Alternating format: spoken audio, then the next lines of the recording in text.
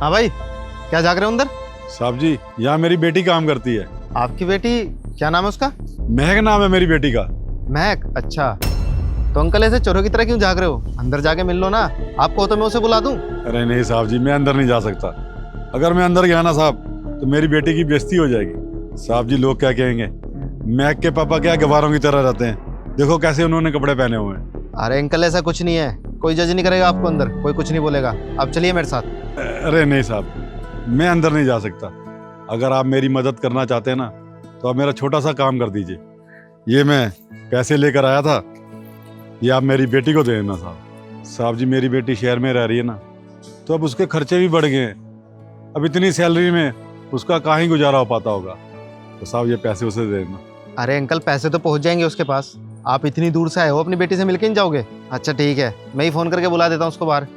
अरे नहीं साहब, रहने दो साहब। अरे रुको अंकल आप। हेलो, हाँ महक, एक बार मेन गेट पे आना।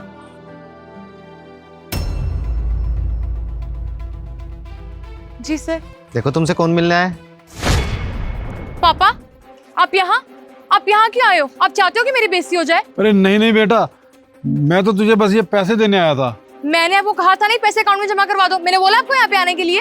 अरे बेटा, मुझे अकाउंट वगैरह का झंझट समझ में नहीं आता, और 2 साल हो गए थे तुझसे मिले हुए। मैंने सोचा ये पैसे दे दूंगा और इसी बहाने तुझसे मिल भी लूंगा। आपको पता है ना यहाँ पे कितने अमीर लोग काम करते हैं। अगर किसी को पता चल गया कि आप मेरे पापा, मेरी तो बेइज्जती हो जाएगी सबके सामने। अरे नहीं नहीं बेटा, तू गुस्सा ना हो। मैंने तुझे देख लिया ना बेटा, तो मेरे मन को तसल्ली होगी। बेटा तू ये पैसे ले ले, मैं बस जा रहा हूँ। ठीक है, अब जाओ यहाँ से। रुकिए अंकल, एक मिनट। मैं कौन सी इज्जत की बात कर रही हो तुम? सर वही इज्जत जो मेरी इस ऑफिस में है। तुम्हारी इस ऑफिस में इज्जत है नहीं, इज्जत थी। जो इज्जत तुमने अपने पापा की बेइज्जती करके खो दी। अच्छा मुझे एक बात बताओ, तुम्हें जॉब कैसे मिली? तुम यहाँ तक कैसे पहुंची? सर मैंने मेहनत की है यहाँ तक पहुँचने के लिए। तुम्हें अपनी मेहनत तो दिख रही है, लेकिन अपने पापा की मेहनत नहीं दिख रही। तुम्हारे पापा ने दिन रात तुम्हारे लिए मेहनत करी है, तब जाके तुम्हें पढ़ने के लिए स्कूल भेजा है। तुम्हारी स्कूल की फीस भरी, तुम्हारी कॉलेज की फीस भरी, तुम्हें पहनने के लिए अच्छे कपड़े दिए, रहने के लिए अच्छा घर दिया, खाने के लिए खाना दिया। ये सब करने के लिए जो मेहनत करी ना तुम्हारे पापा ने, वो तुम्हें नहीं दिख रही? माँ बाप अपने बच्चों को पालने के लिए बहुत मेहनत करते हैं, उन्हें कामयाब बनाने के लिए बहुत मेहनत करते हैं, और उनकी मेहनत के बिना कोई भी बच्चा कामयाब नहीं बन सकता। अगर इन्होंने तुम्हें अच्छे स्कूल नहीं भेजा होता, तुम्हारी पढ़ाई लिखाई पर खर्चा नहीं किया होता, तो क्या आज तुम यहाँ पर होती? नहीं ना।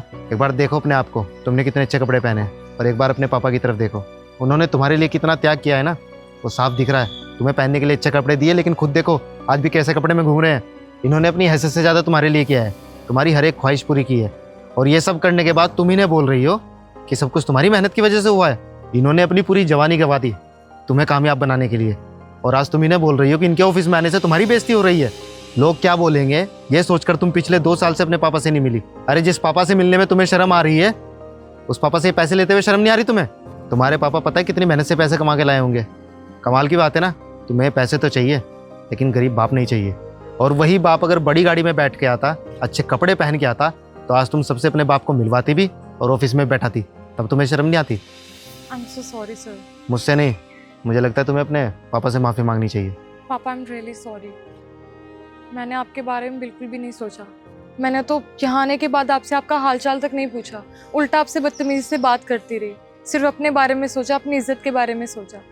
आज मुझे मेरी हरकतों पर बहुत ही शर्मिंदगी महसूस हो रही है पापा। I am really sorry, please मुझे माफ़ कर दो। अरे बेटा तू शर्मिंदा मत हो, मुझे तेरी किसी बात का बुरा नहीं लगा। मैं नहीं चाहता तू उदास हो बेटा, तू खुश रह बेटा। देखो महक, अगर तुम्हें इस ऑफिस में काम करना है ना, तो मेरी एक शर्त है। तुम्हें अपने पापा को इसी हालत में एक्सेप्ट करना होगा, इनकी इज्जत करनी होगी, और इनका हमेशा ख्याल रखना होगा। जब माँ बाप अपने बच्चों के लिए दिन रात एक करते हैं, मेहनत करते हैं, उन्हें कामयाब बनाते हैं ना, तब माँ बाप उनसे बस एक ही चीज़ एक्सपेक्ट करते हैं कि बुढ़ापे में वो उनका सहारा बने, उनके दुख सुख का साथी बने। अगर सर आप मुझे जॉब से भी निकाल दोगे ना, मैं तब भी अपने पापा का साथ नहीं छोड़ूंगी, हमेशा उनके साथ रहूंगी। उनके लिए वो सब करूंगी जो उन्होंने मेरे लिए किया। आई एम सॉरी पापा, मैं आपसे वादा करती हूँ मैं आज के बाद कोई भी ऐसी हरकत नहीं करूंगी जिससे आपको बुरा लगे। ठीक है, फिर मैं तुम्हें 3 दिन की छुट्टी दे रहा हूँ। अपने पापा के साथ थोड़ा टाइम स्पेंड करो, उन्हें शहर घुमाओ, और हाँ, शहर घुमाने से पहले ऑफिस जरूर घुमा देना। चलिए पापा, मैं आपको अपना ऑफिस दिखाती हूँ। चलो बेटा।